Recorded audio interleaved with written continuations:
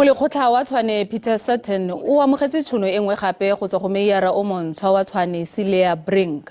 Sutton o thapilwe gape jaaka tokololo ya komiti ya Meiyara ya matlole le mororo gontse le mathata a matlole mo tlase ga tsamaiso ya gagwe fa a dira mo tlase ga Meiyara Randal Williams. Brink o tlhopile komiti khuduthamga mosong wa gompieno pele ga diphetogo tsa tiriso ya matlole le letseno kgatlhanong le tekanyetsokabo ya ga jaana.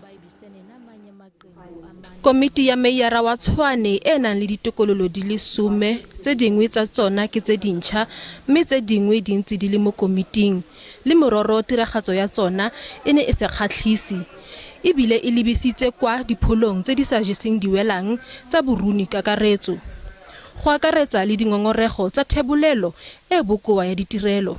Tokololo ya komiti ya Meiyara ya matlole Peter Sutton yo kgadilweng thata morago ga go palelwa ke go diragatsa tiro eno o boetse gape mo tirong ya gagwe. My job, and which I've started in December already, soon after the AGF made the audit finding available to us, is the forensic investigation to get to those individuals who fraudulently prepared the information. Is it true? Is it fact? What the truth is? Fa ane a botsolodiwa gore a o leboga batho ba ba dirang tiro ya boleng jo bo kwa tlase, Meiyara wa Tshwane o arabile ka gore le mororo a sa diragatsa tiro e maleba sa thene ke motho yo siametseng tiro eno.